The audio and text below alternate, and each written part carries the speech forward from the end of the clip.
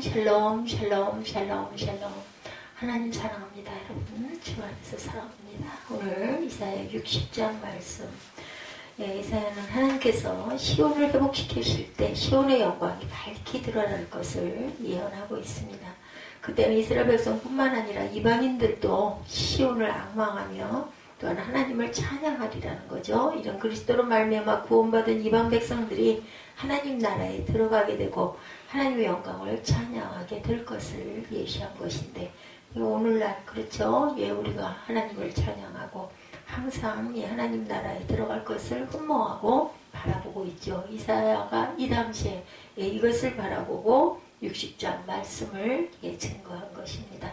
열방의 빛을 복음의 빛이다. 일어나라 빛을 발하라. 우리 이 말씀 굉장히 기뻐하면서 많이 암송하기도 하고 기도하기도 하죠. 1절이죠. 일어나라 빛을 발하라. 이는 내 빛을 얻고 여호와의 영광이 내 위에 임하였음이니라. 하나님께서 죄악으로 인한 심판을 받아 티끌과 폐허 위에 낙담하고 앉아있는 시온에 대해서 일어나서 빛을 발하라 이렇게 명하고 계세요. 또한 시온의 빛이 이르렀고 여호와의 영광이 그 위에 임하였다고 이렇게 말씀하십니다. 이는 시온의 복된 구원의 소식이 전해짐을 뜻하고 있어요. 즉 하나님께서 이방에 흩어지는 유다 백성을 시온으로 불러 모으시고 예루살렘을 재건케 할 것을 의미한 것입니다. 이는 또한 메시아가 구원의 빛으로 오셔서 치료하는 광선을 발하심으로써 죄인을 고치시고 구원하심을 예언한 것이기도 하죠. 생명의 빛이라고 시편 36편 9절에 진실로 생명의 원천이 주께 있사오니 주의 빛 안에서 우리가 빛을 보리이다. 큰 일을 행하실 것이다 라고 말씀합니다. 이사야 9장 2절이에요. 내가 주를 기뻐하고 즐거워하며 지존하신 주의 이름을 찬송하리니 내 원수들이 물러갈 때 주 앞에서 넘어져 망하리이다 이렇게 말하고 있죠. 큰 빛을 발하시는 하나님의 영광입니다. 사면에서 보여드는 열방이다 이렇게 얘기하죠. 이제부터 보면 보라 어둠이 땅을 덮을 것이며 캄캄함이 만민을 가려거리려니와 오직 야훼께서 내 위에 임하실 것이며 그의 영광이 내 위에 나타나리니 나라들은 내 빛으로 왕들은 비치는 내 영광으로 나아오리라. 사면에서 모여든다고 그러죠. 캄캄함이 만민을 가리며 나와 오직 야훼께서 내 위에 임하실 것이며 그 영광이 내 위에 나타나리니 나라들은 내 빛으로 왕들은 비치는 바 영광으로 나오리라. 내 눈을 들어 사방을 보라 이렇게 얘기하죠. 사면에 모여들 영광을 봐라 4절입니다. 내 눈을 들어 사방을 보라. 무리가 다 모여 내게로 오느니라. 내 아들들은 먼 곳에서 오겠고 내 딸들은 안 기어올 것이라. 그때 내가 뭐 기쁜 빛을 내며 내 마음이 놀라고 또 화창하리니 이는 바다의 부가 내게로 돌아오며 이방 나라들의 생물이 내게 올 것이라. 사면에서 이렇게 모여들어요. 예사야는 시온의 구원이 임하여 빛을 발할 때 사면에 흩어져 있던 무리가 시온을 향하여 모여들 것이라고 예언합니다. 내 눈을 들어 사방을 보라. 무리가 다 모여 내게로 오느니라. 내 아들들은 먼 곳에서 오겠고 내 딸들은 안기 올 것이라. 사면에서 모여드는 열방들이 이렇게 기쁘게 온다라는 거죠. 유다는 아들 딸들이 시온의 빛을 모여올 때 희색을 바라며 마음이 놀라고 화창할 것은 바다의 풍부한 시온으로 돌아오며 열방의 재물이 시온으로 올 것이라는 것이에요. 이러한 예언은 포로 귀한 시에 이방의 재물을 예루살렘으로 가져오죠. 스가랴 1장 6절에도 증거합니다. 이는 또한 사도 바울이 이방 족속들에게 복음을 증거할 당시 예루살렘 교회에 기근이 들어 어려울 때 이방 교회들의 헌금하여서 예루살렘 교회를 지원한 일들 속에도 나타나 있죠.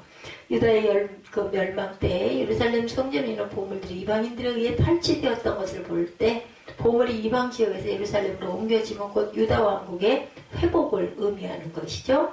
야곱의 이름으로 자칭합니다. 이사야 44장 5절에 보면 한 사람은 이르기를 나는 야훼께 속하였다 할 것이며 또 한 사람은 야곱의 이름으로 자기를 부를 것이며 또 다른 사람은 자기가 야훼께 속하였음을 그의 손으로 기록하고 이스라엘의 이름으로 존귀 여김을 받으리라. 다른 신이 없음을 고백합니다. 이사야 45장 14절에 야훼께서 이같이 말씀하시되 애굽의 소득과 구수가 무역할 것과 시바의 장대한 남자들이 내게로 건너와 내게 속할 것이고 그들이 너를 따를 것이라. 사슬 틀에 매어 건너와 내게 굴복하고 간구하기를 하나님이 과연 내게 계시고 그 외에는 다른 하나님이 없다 하리라 하시니라. 이사야 45장 14절이에요. 사면에서 모여드는 열방이죠. 예, 그때 내가 보고 기쁜 빛을 내며 내 마음이 놀라고도 환칭하니 이는 바다의 부가 내게로 들어가며 이방 나라의 재물이 내게 온다. 허다한 낙타 미디와 가이바의 어린 낙타가 내 가운데 가득할 것이며 스바 사람들은 다 금과 유황을 가지고 와서 야외 천송을 전파할 것이며 게달의 양무리는 다 내게로 모일 것이요 느바요새 순양은 내게 공급되고 내 재단에 올라 기꺼이 받음이 되니 내가 내 영광의 집을 영화롭게 하리라. 저 구름같이 비둘기같이 보금자리로 날아가는 것같이 날아오는 자들이 누구냐. 9절 봅니다. 그 섬들이 나를 악망하고 다시 세배들이 먼저 이르되 먼 곳에서 내 자손과 그들의 은금을 아울러 싣고 와서 내 하나님 야훼 이름에 드리려 하며 이스라엘의 거룩한 이에게 드리려 하는 자들이라. 이는 내가 너를 영화롭게 하였습니다. 9절의 말씀, 하나님의 백성들이 야훼께서 남여자를 영화롭게 한 것을 보고 원근 각처에서 사방에서 예물들을 싣고 와 야훼께 드리려 한다는 것이죠. 이처럼 영화롭고 거룩하신 하나님께 우리는 마땅히 예물을 드리고 경배해야 되겠죠. 역대상 16장 29절입니다. 야훼 이름에 합당한 영광을 그에게 돌릴지어다. 제물을 들고 그 앞에 들어갈지어다. 아름답고 거룩한 것으로 야훼께 경배할지어다. 시편 76편 11절에도 너희는 야훼 너희 하나님께 서원하고 갚으라. 사방에 있는 모든 사람도 마땅히 경유할 이에게 예물을 드릴지로다. 이렇게 말씀하고 있습니다. 이방인들은 내 성벽을 쌓을 것이요. 10절에도 보면 이렇게 말씀하죠. 내가 노하여 너를 쳤으나 이제는 나의 은혜로 너를 불쌍히 여겼은즉 이방인들이 내 성벽을 쌓을 것이고 그들의 왕들이 너를 섬길 것이다. 이렇게 얘기하죠. 예루살렘 그 성과 성전을 파괴했던 이방인들이 성과 성전 건축을 돕는다는 뜻을 갖고 있습니다. 에스라 1장 1절에서 2절에 보면은 바사왕 고레스의 마음을 감동시키시며 그가 온 나라에 공포도 하고 조소도 내려 이르되 유다 예루살렘의 성전을 건축하라 하셨다. 예루살렘 성전 건축 아닥사스다 왕이죠. 느헤미야 2장 5절에서 8절입니다. 왕에게 이르되 성전에 속한 영문의 문과 성곽과 내가 들어갈 집을 위하여 들보로 쓸 제목을 내게 주시옵소서 하며 내 하나님의 선한 손이 나를 도우심으로 왕이 허락했다. 이렇게 말씀하고 있어요. 사면에서 모여들 열방들에 대해서 계속 말씀했었죠. 게달 족속은 유목민으로 양이 풍성히 있는데 게다의 양무리가 다 시온으로 모여질 것이라는 것은 이사야 선지자가 예언을 합니다. 양은 하나님의 전에서 드려지는 대표적인 제물이죠. 이방 소유의 양들이 하나님께 바쳐져 하나님의 받으심이 된다는 것은 이방인들을 구원하시는 하나님의 구원 역사에 대한 상징적인 표현입니다. 하나님께서는 이방인들이 복음을 들고 구원받는 사건, 비둘기가 그 보금자리를 찾아 날아오는 것 같이 날아오는 것으로 이렇게 묘사를 하죠. 죄악으로 인해 하나님의 품에서 떨어져 나간 죄인들이 하나님 품으로 다시 돌아오는 것을 비둘기가 보금자리로 날아들어오는 것으로 비유한 것입니다. 성도들에게 있어서 하나님의 품은 새 보금자리처럼 안전하고 평안합니다. 섬들이 하나님을 악망함은 이방인들이 하나님을 사랑하게 됨을 뜻하는 거죠. 야훼는 유대인의 하나님으로 불려졌지만 때가 이르러 하나님의 구원이 온 땅에 임하여 복음이 전파되면 온 세상 모든 민족들 중에 하나님을 경외하는 자들이 나오게 될 것을 예언한 것이죠. 의로운 제사를 드리는 열국 백성입니다. 신명기 33장 19절입니다. 그들의 백성들을 불러 산에 이르게 하고 거기에서 의로운 제사를 드릴 것이며 바다의 풍부한 것과 모래에 감춰진 보배를 흡수하리로다. 시온의 회복과 영광이 나타나죠. 하나님의 은혜로 인한 시온의 회복입니다. 하나님께서는 이스라엘을 쳐서 이방이 발에 짓밟히게 하신 것은 그들이 죄하게 된 진노 때문이었죠. 그러나 이스라엘을 향하여 바라신 노는 이방 나라들에 대한 그것과는 달랐다. 비록 이스라엘의 죄악이 이방인의 그것과 같은 것이라 할지라도 하나님과 이스라엘은 언약 관계에 있었기 때문이라는 거죠. 그래서 구원받은 자들은 하나님이 구별하여서 은혜를 주시죠. 그리고 끝까지 붙들고 가시려고 바라보십니다. 하나님께서는 이스라엘에 대하여 은혜로 긍휼히 여기셔서 구원을 베푸실 것을 말씀합니다. 시온성의 문이 항상 열려 주야로 닫지 아니하리라고 말씀했는데 이는 사람들이 열방의 재물을 가져오고 그 왕대로 포로로 이끌어올 것이라는 것이죠. 이러한 예루살렘의 영광 예언은 종말론적 사건을 말씀하고 있습니다. 마지막 날에 예수 그리스도의 재림으로 성취될 새 예루살렘 성의 영광을 예시하죠. 영광이 왕이 들어가시는 문입니다. 시편 24편 7절입니다. 문들아 너희 머리를 들지어다 영원한 문들아 영원한 문들아 들릴지어다 영광의 왕이 들어가시리로다. 영광을 가지고 들어오는 왕들입니다. 계시록 21장 24절에 만국이 그 빛 가운데로 다니고 땅의 왕들이 자기 영광을 가지고 그리로 들어가리라. 그래서 이스라엘의 거룩한 자의 그 시온에 대해서 말씀하죠. 이스라엘 예루살렘에 향하여 이스라엘의 거룩한 자의 시온이라고 일컫는 것은 하나님께 대한 경배를 뜻하고 있어요. 아까 우리 10절까지 읽었나요? 내가 노아의 너를 찾으나 이제는 나의 은혜로 너를 불쌍히 여겼은즉 이방인들이 내 생명을 쌓을 것이요 그들의 왕들이 너를 섬길 것이다. 이것은 이제 다시 그죠? 회복되는 것을 얘기하고 있죠. 네. 그래서 내 성문이 항상 열려 주야로 닫지 아니하리니 이는 사람들이 내게로 이방 나라의 재물을 가져오며 그들의 왕들을 포로로 이끌어오미라. 너를 섬기지 아니하는 백성과 나라는 파멸하리니 그 백성들은 반드시 진멸되리라. 레바논의 영광 곧 잣나무와 소나무와 황양목이 함께 내게 이르러 내 거룩한 곳을 아름답게 할 것이며 내가 그의 발 둘 곳을 영화롭게 할 것이라. 회복입니다. 너를 괴롭히던 자의 자손이 몸을 굽혀 내게 나오며 너를 멸시하던 모든 자가 내 발 아래 엎드려 너를 일컬어 야훼 성읍이라. 이스라엘의 거룩한 이의 시온이라 하리라. 전에는 내가 버림을 당하며 미움을 당하였으므로 내게로 가는 자가 없었으나 이제는 내가 너를 영원한 아름다움과 대대의 기쁨이 되게 하겠다. 이렇게 말씀하죠. 15절에 네, 하나님과의 언약을 지키지 않으므로 남유다가 바벨론에 의해 멸망당한 사건을 얘기합니다. 버림을 당하여 미움을 당하였다는 사건. 신명기 29장 24절에 18절에 여러 나라 사람들은 묻기를 야훼께서 어찌하여 이 땅에 이같이 행하셨느냐 이같이 크고 맹렬하게 노하시면 무슨 뜻이냐 하면 세우신 언약을 버리고 야훼께서도 진노와 격분과 크게 통한하심으로 그들을 이 땅에서 뽑아내서 다른 나라에 내던지심이 오는 것과 같다 하리라. 이렇게 얘기하고 있어요. 그래서 이제는 내가 대대의 기쁨이 되게 하리라. 이 말씀은 유다 백성들이 포로로 잡혀있던 바벨론에서 돌아올 것 회복입니다. 하나님은 징계 중에 있더라도 회개하고 돌이키면 언약을 기억하시고 회복시켜 주신다. 레위기 26장 40절에서 42절입니다. 그들이 나를 거스른 잘못으로 자기의 죄악과 그들의 조상의 죄악을 자복하고 그들의 죄악의 형벌을 기쁘게 받으면 내가 야곱에 맺은 내 언약과 이삭과 맺은 내 언약을 기억하며 아브라함과 맺은 내 언약을 기억하고 그 땅을 기억하리라. 이렇게 말씀하고 있죠. 그래서 내가 이방 나라들의 젖을 빨며 무도왕의 젖을 빨며 나 야훼는 내 구원자 내 구속자 야곱의 전능자인 줄 알리라. 거룩한 시온이 이렇게 회복이 됩니다. 이스라엘의 회복과 이방 열국의 예루살렘에 대한 경배는 정치적 것이 아니고 영적인 것이 되리라는 뜻을 갖고 있다는 거. 이스라엘의 거룩한 자 이사야 60장 9절이죠. 누가 나를 이끌어 견고한 성에 들이며 누가 나를 에돔으로 인도할까. 하나님의 도성입니다. 히브리서 12장 22절에 그러나 너희가 이룬 곳은 시온산과 살아계신 하나님의 도성인 하늘의 예루살렘과 천만 천사와 이렇게 말씀하고 있습니다. 그래서 영원한 기쁨이 될 것이다 라고 말씀을 하죠.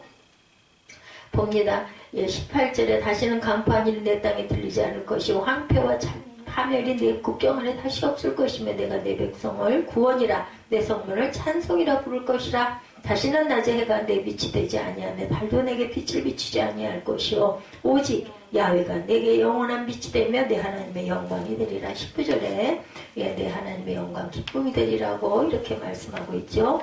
다시는 내 해가 지지 아니하며 내 달이 물러가지 아니할 것은 야훼가 내 영원한 빛이 되고 내 슬픔이 날이 끝날 것이다. 내 백성이 다 의롭게 되어 영원히 땅을 차지하리니 그들은 내가 심은 가지요 내가 손으로 만든 것으로 나의 영광을 나타낼 것인즉 그 작은 자가 천명을 이루기고 그 약한 자가 강국을 이룰 것이라. 때가 되면 나 여호와가 속히 이루리라. 이스라엘이 멸망당해서 바벨론 포로로 잡혀갔을 때 예루살렘은 황폐하게 되어서 사람이 거할 수 없었을 뿐만 아니라 나그네도 그리로 지나가지 않았다고 그러죠. 하나님께서는 사람이 지나다니지도 않을 정도로 황폐해진 예루살렘을 영영한 아름다움과 대대의 기쁨이 되게 하시겠다고 이렇게 약속을 하셨어요. 즉 예루살렘을 다시 옛날의 영광스러운 하나님의 도성으로 회복시켜 주겠다는 말씀이죠. 예루살렘 성이 기쁨이 되는 것은 그곳으로부터 하나님의 구원의 은혜가 흘러나오기 때문이다. 예루살렘 성전으로부터 흘러나오는 생수에 강한 온 세계 모든 민족에게 미쳐서 구원의 은혜를 온 세상에 충만하게 할 것이다. 영광의 풍성함으로 즐거워한다고 이사야 66장 11, 2절입니다. 너희가 젖을 빠는 것 같이 그 위로하는 틈에서 만족하겠고 젖을 넉넉히 빨 것 같이 그 영광의 풍성함으로 말미암아 즐거워하리라.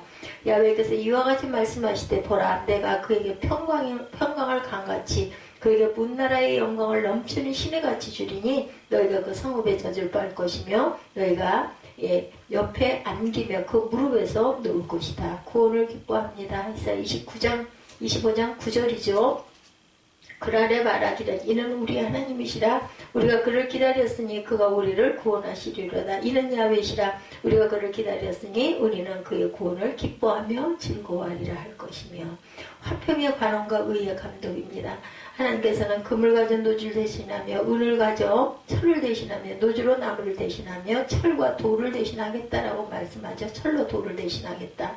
이는 시온에 임할 영적 풍요를 물질의 풍요로 표현한 것입니다.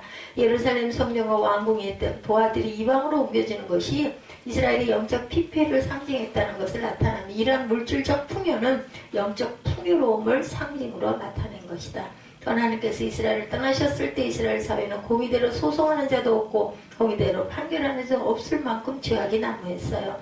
공의가 무너지고 불법이 행행하는 사회는 무질서 속에 고통을 당할 수밖에 없다. 그러한 사회 속에 사는 삶은 항상 고통과 불안 가운데 거할 수밖에 없습니다. 그러나 하나님께서 이스라엘의 구원을 베푸실 때에는 화평으로 관원을 삼으며 의를 세워 감독을 삼는다고 표현할 만큼 공의가 세워지며 평강이 임하게 될 것이다. 정사와 평강이 무궁합니다. 이사야 9장 7절입니다. 그 정사와 평강에 더함이 무궁하며 다윗의 왕자와 그의 나라에 군림하며 나라를 굳게 세우고 지금 이후로 영원히 정의와 공의로 그것을 보존하실 것이라 만군의 여호와의 열심히 이를 이루시리라. 해가 지지 않을 시온이죠.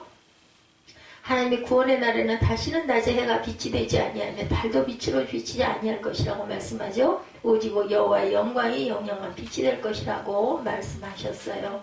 다시는 내가 20절에 나타나 있죠. 오직 야훼의 영광만이 영영한 빛이 될 것이다. 즉 하나님이 시온의 영광이 되고 시온의 슬픔의 날이 맞을 것이라.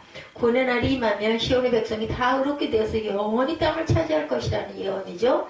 그리스도 안에서 구속의 은혜를 받아 의롭다함을 받은 하나님의 백성이 영원한 나라에 들어가 영생을 누리게 될 것이라는 의미입니다. 영광을 보게 될 것이다. 시편 36편 9절이죠. 진실로 생명의 원천이 주께 있사오니 주의 빛 안에서 우리가 빛을 보리다. 다시 밤이 없겠다. 계시록 22장 5절입니다. 다시 밤이 없겠고 등불과 햇빛이 쓸데없으니 이는 주 하나님이 그들에게 빛이심이라 그들이 세세토록 왕노릇하리로다. 빛도 필요 없어요. 달도 필요 없어요. 하나님이 빛을 비추시니까. 그래서 성도는 그리스도 안에서 시온의 영광을 바라보고 살아가는 자들이다. 그리스도께서 다시 오실 때 모든 성도가 시온에 들어가 하나님과 영원히 함께 거하며 영광을 누리게 될 것이라는 것. 그러한 소망 가운데 이 땅에서 어떠한 시험이 와도 믿음의 싸움을 끝까지 싸워 승리하는 저와 여러분들이 되셔야 되겠죠. 옛날 구약 역사를 보면 나라 형성에 땅이 필요했어요. 그러나 지금은 점점 땅으로 형성된 유형적 나라 개념이 약해지고 문화적 결과물 콘텐츠와 정신적 콘텐츠로 그 형성이 된 무형적 나라 개념이 더욱 강해질 것이라는 것입니다. 콘텐츠란 문화적 소재가 구체적으로 가공되어 매체에 그 체화한 무형의 결과물입니다. 그리고 그 결과물인 콘텐츠로 형성된 무형의 나라는 백성이 10명, 100명, 1000명, 10,000명이 동참한 나라가 될 수도 있고 1억, 10억이 넘는 동참자를 가진 나라가 될 수도 있을 것이다. 또한 그 나라의 수는 1년마다 10년이 갈 수도 있고 100년이나 1000년 이상 갈 수도 있다는 거죠. 그 무형적 나라에 많은 사람이 동참하고 수명이 오래 가게 하려면 그 나라가 공동체의 창시자가 가진 콘텐츠가 아주 강력해야 된다. 이 콘텐츠가 약한 무형왕국은 금방 역사 속으로 사라지죠. 결국 무력이나 물질보다 더 중요한 것은 내용입니다. 콘텐츠, 그 결과물. 콘텐츠 중에 가장 강력한 결과물 콘텐츠는 바로 종교와 사상입니다. 지금 세계에서 가장 땅이 넓은 유형나라는 러시아이고, 가장 인구가 많은 유형나라는 중국이고, 가장 영향력이 있는 유형나라는 미국입니다. 1991년 시작된 러시아는 현재까지 21년을 지탱하고 가고 있고, 1949년에 시작된 중국은 63년, 1776년에 시작된 미국은 236년 이상을 지탱해 가고 있죠. 그 나라들이 앞으로 언제 어떻게 분화할지는 아무도 알 수가 없습니다. 다만 국제화와 정보화가 점점 빨라지면서 유형왕국의 것들을 이룰 것이라는 것. 반면에 아브라함을 믿음의 조상으로 여기는 종교적 무형나라는 기독교인 23억, 이슬람인 13억, 도합 36억 명으로 이루어진 거대한 무형나라로 현재까지 3,900년을 지탱해 왔죠. 아브라함은 당시 아브라함보다 더 큰 권력과 재물을 가진 왕들이나 족장들도 많았지만 그들은 모두 역사 속으로 사라졌어요. 그것을 보면 권력과 재물을 어떻게 잘 사용해서 정신적인 콘텐츠의 밑거름으로 살아야 하는지를 잘 교훈하고 있죠. 부처님으로부터 시작된 불교의 무형나라는 4억의 인구를 가지고 현재까지 2500년 이상을 지탱해왔고, 예수님으로부터 시작된 복음의 무형나라는 23억의 인구를 가지고 현재까지 2000년 이상을 지탱하고 있습니다. 그리고 복음을 내세우는 무형나라 중에 침례교, 루터란, 감리교, 성공회, 장로교 등은 교단별로 각각 1000만 명이 넘는 무형나라를 이루고 있죠. 그런 무형나라들은 대개 복음의 범주 안에서 나름대로 강력한 콘텐츠들이 있었기 때문에 큰 무형왕국을 이룬 것이라는 것. 그만큼 강력한 정신적인 콘텐츠 내용물이 중요하다. 그러나 세상은 급속도로 빠르게 진화하고 있죠. 지금은 대형교회, 대형교단으로 존재한다 하더라도 교회 밖에는 사람들까지 감동을 줄 만한 강력한 정신적인 콘텐츠가 없거나 빈약하면 얼마 안 가서 유명무실한 이름뿐인 공동체로 전락하고 말 것이다. 역사상 수많은 제국들이 단기간에 망했어요. 그죠? 강력한 정신적인 콘텐츠가 없으면 번성의 때가 지나면 모래성처럼 무너진다라는 거예요. 반면에 정신적, 종교적 콘텐츠가 강했던 로마, 오스만, 투르크 제국 등은 비교적 오래 건재했습니다. 재벌 기업들도 많은 재화와 인력을 거느리며 한때는 큰 무형나라를 이뤘지만 그들에게도 기술력 이외에 강력한 정신적인 콘텐츠가 없으면 수명은 100년은커녕 50년을 넘기기도 어렵다는 것처럼 자기만의 콘텐츠를 가지고 있대. 그 콘텐츠 중에서 사람의 마음을 사로잡는 정신적인 콘텐츠는 무엇보다도 중요하다. 강력한 정신적, 신앙적 콘텐츠를 개발하기 바랍니다. 이제 살면서 다수에게 유익을 주는 자기만의 특출한 콘텐츠를 개발하려고 꿈꾸고 준비하고 노력하고 기도로 하나님의 지혜를 우리가 구해야 되겠죠. 라스베가스라는 도시를 여러분들 아시죠? 도박의 도시라고 말하기도 하지만 라스베가스라는 도박의 도시만은 아니었어요. 세계적인 관광의 도시고 휴양 도시이죠. 그리고 세계적인 박람회, 전시회, 세미나쇼, 운동, 시합 등이 열리는 국제적인 도시이기도 합니다.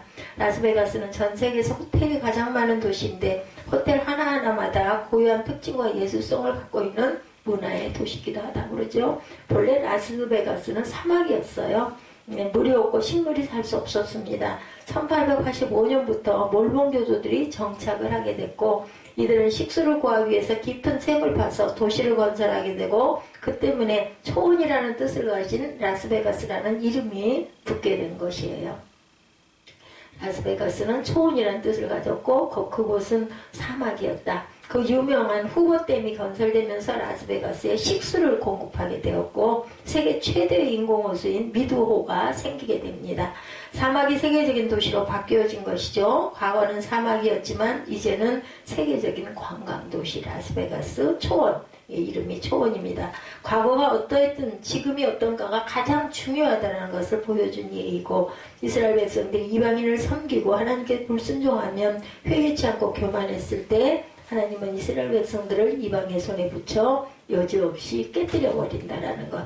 그들은 애굽에 의해서 망하게 되었고 아수르 멸망 외에 바벨론에 의해서 멸망되었고 하나님의 선택받은 백성만 그들이 할례받지 않은 이방인들인 바벨론에 의해 포로로 끌려가는 비참한 삶을 살아야 했죠.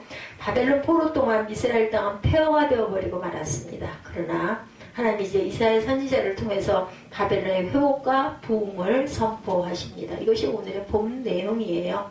예, 이 글은 아수르의 침공 후에 이스라엘이 극한 어려움을 당하고 있는 상황 속에 쓰여진 것이지만 또한 바벨론에 의해서 이스라엘이 망하고 바벨론에 끌려가서 포로 생활을 하는 것을 미리 내다보고 쓴 내용이기도 합니다. 하나님 이사야 선지자를 통해 이스라엘 백성들의 과거에는 고통과 어려움을 당했지만 이제 회복과 부흥을 주시겠다라고 말씀하고 계시죠. 5가지의 회복과 부흥을 약속했어요. 그 내용은 첫째, 아름다움과 기쁨이다. 1절부터 나타나죠. 젊었을 때는 모두가 다 미남 미녀예요. 예쁘죠. 젊은이들 예쁩니다. 건강합니다.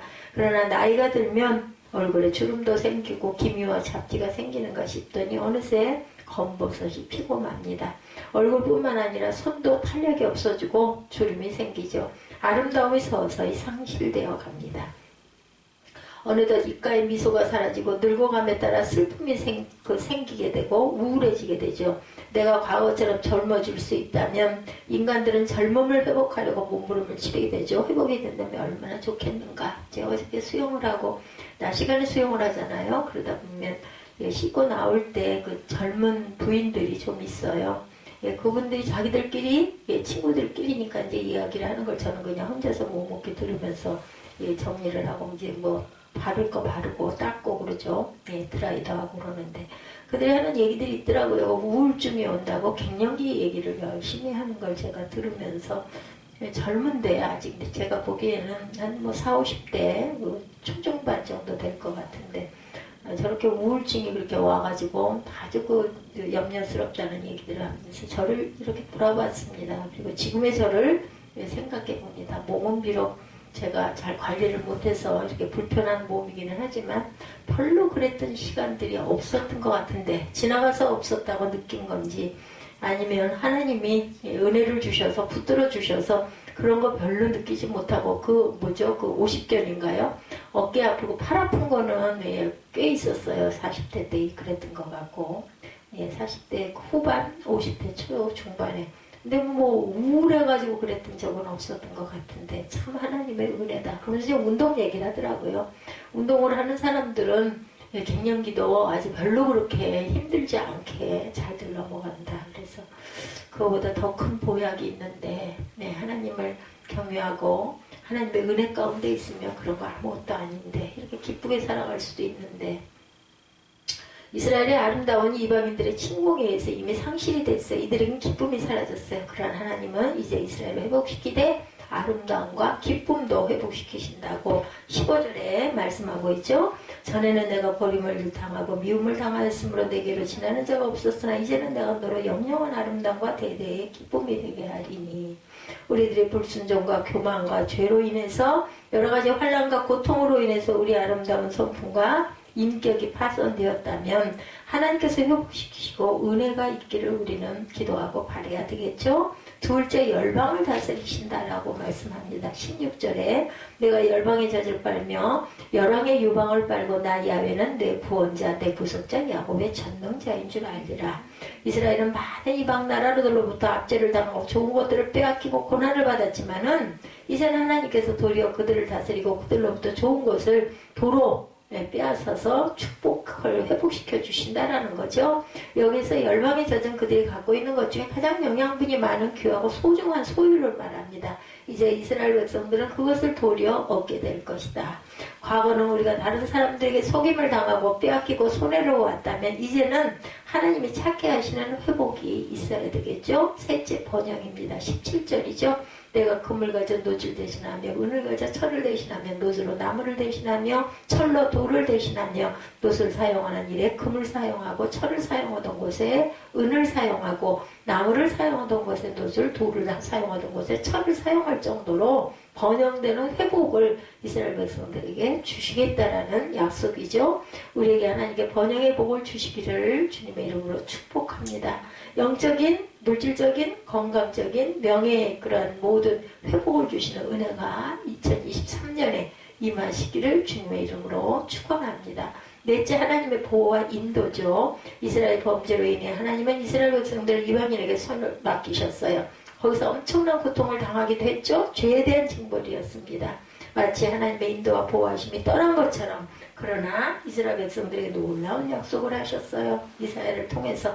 이제 하나님께서 이스라엘 백성들을 친히 보호하시고 인도하실 것이다. 19절 20절이죠. 다시는 낮에 해가 내 빛이 되지 아니하며 달도 내게 빛을 비추지 않을 것이요 오직 야훼가 내게 영영한 빛이 되며 내 하나님이 내 영광이 되리니 다시는 내 해가 지지 아니하며 내 달이 물러가지 아니할 것은 야훼가 내게 영영한 빛이 되고 내 슬픔의 날이 마칠 것임이니라.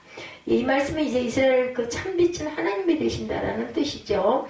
해와 달이 이스라엘을 인도하는 빛이 되는 게 아니고 해와 달을 창조하신 하나님이 빛이 되셔서 이스라엘을 인도하기 때문에 해와 달 이런 거 다 필요 없다. 해는 낮에게 빛을 비추고 달은 밤에만 빛을 비추지만 하나님은 이스라엘의 영원한 빛이 되셔서 이스라엘을 인도하고 어두움을 물리치시고 다시는 어두움이 거하지 않도록 하신다는 놀라운 회복.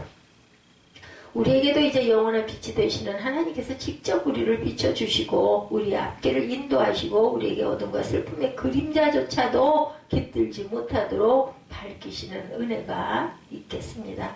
다섯 번째, 번창입니다. 번창이라는 말은 번성하고 창대, 번창이죠. 시편 115편 14절에 보면 야훼께서 너희 곧 너희와 또 너희 자손을 더욱 번창케 하시기를 원하노라, 이렇게 말하고 있어요. 창세기 1장 28절에 하나님이 그들에게 복을 주시며 그들에게 이르시되 뭐라 그래요? 생육하고 번성하여 땅에 충만하라. 번창입니다. 여기에서 생육하고 번성과 충만의 의미를 합친 것이 바로 번창이죠. 본문 21, 2절에 내 백성이 다 의롭게 되어 영영이 땅을 차지하리니 그들은 나의 심은 가지요 나의 손으로 만든 것으로 나의 영광을 나타낼 것인즉 그 작은 자가 천을 이루겠고 약한 자가 강국을 이룰 것이라. 때가 되면 야훼가 속히 이루리라. 우리가 23년 첫 번째 예배, 수요 예배에서 이렇게 말씀을 이사야 60장을 주셨습니다. 그렇기 때문에 하나님께서 우리를 지키시고 번창케 하실 것이다. 이스라엘 백성들이 이방 나라에 의해 침공을 당하고 땅을 빼앗기고 나라를 빼앗겼지만 이제는 그 땅을 영영이 찾고 차지하는 역사가 일어날 것을 말씀하죠. 하나님의 심은 가지이기 때문에 그것은 번창하게 되어 있다. 하나님의 손으로 만드신 것이기 때문에 누구도 이제 그것을 꺾을 수가 없으리라. 비록 이스라엘이 작고 약한 나라에 불과하지만 천배로 번창하고 확장되고 부흥을 주신다라는 말씀입니다. 이방의 강대국에 의해 침공을 당하고 멸망을 당하고 지배를 받고 고통을 당하는 속박국이지만 이제는 그들을 무너뜨리고 승리하는 강한 나라가 될 것임을 말씀합니다. 우리 이제 번창의 축복이 있기를 바랍니다. 작은 자 한 명이지만 천명으로 불어나고 약한 자 한 명이지만 강한 나라로 번창하시기 바랍니다. 이스라엘 백성들에게 주신 약속의 말씀은 오늘 우리에게 주시는 하나님의 약속이라는 것 여러분들 꼭 바라보시기 바라요. 바라보시고 마음으로 눈을 뜨고도 기도하시는 은혜가 있으면 반드시 이런 날이 그대로 우리 눈앞에 우리 삶 속에 우리 생활 가운데 펼쳐집니다. 우리에게 주신 이 약속의 말씀을 믿음으로 꼭 붙잡으시고 하나님이 약속하신 놀라운 회복과 부흥을 담기 위해서 우리의 그릇을 깨끗하게 늘 씻고 준비하시기 바랍니다. 우리 음식 먹고 나면은 어때요? 바로 설거지 하잖아요. 깨끗하게. 그리고 어떻게 음식물 쓰레기까지도 싹 깨끗하게 싹 치우고 나면 얼마나 마음이 상큼하고 개운합니까? 이렇게 우리 안에 있는 더러운 찌꺼기들이 혹여 신년 초두에 바라봤을 때 뭔가가 남아있다? 마음에 있다? 이면 이거를 다 깨끗하게 정리하고 치우시기 바랍니다. 하나님은 준비된 자에게 주신다라는 거 회개와 순종으로 그리고 인내함으로 오늘 22절 마지막 부분에 때가 되면 나의 여호와가 속히 이루리라는 말씀이 있죠. 이제 하나님의 속히 이루실 것입니다. 그때까지 흔들리지 말고 끝까지 의심하지 말고 인내하십시다. 그래서 하나님의 회복과 부흥의 약속의 성취가 우리에게 이루어지는 은혜가 있기를 주님의 이름으로 축복합니다.